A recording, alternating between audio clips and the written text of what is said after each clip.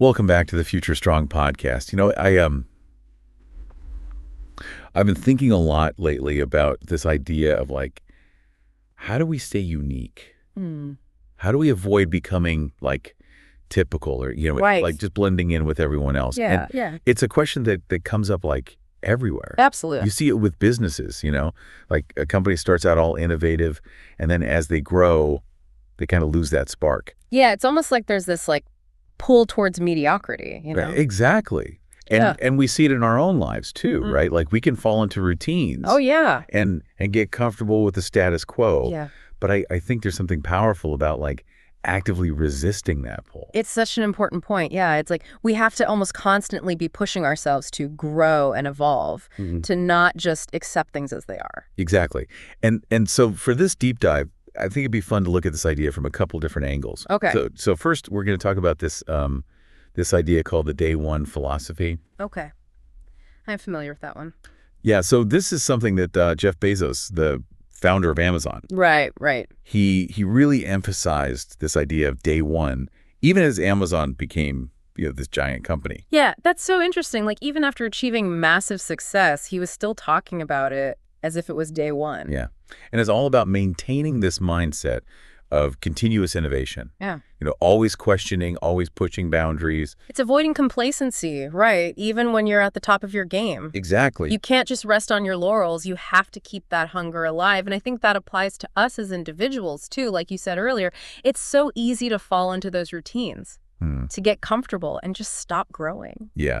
So day one is like a reminder to always be learning new things, to challenge our own assumptions, to never stop pushing ourselves. Yeah, I love that. So that's kind of like one angle. And then the other angle I thought we could look at this from is actually from biology. Okay, that's interesting. Yeah, so there's this passage from Richard Dawkins' book, The Blind Watchmaker.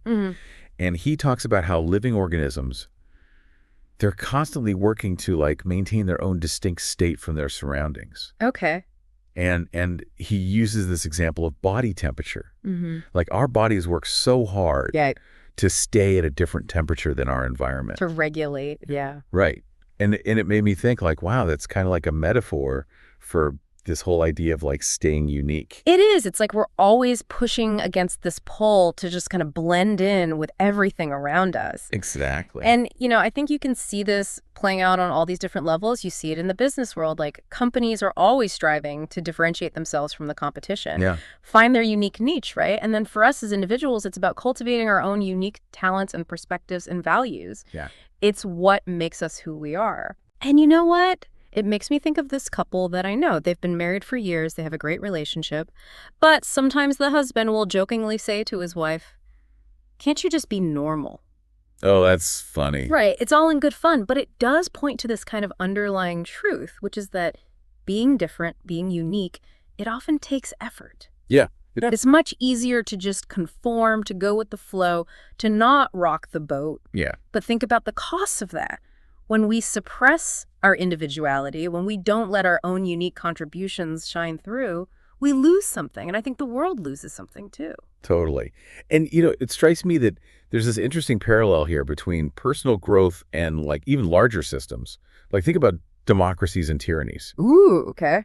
Democracies, they require constant effort. They require vigilance. They require commitment to those core principles of freedom and individual rights. But tyrannies, they represent this kind of equilibrium where one person or one group dictates everything.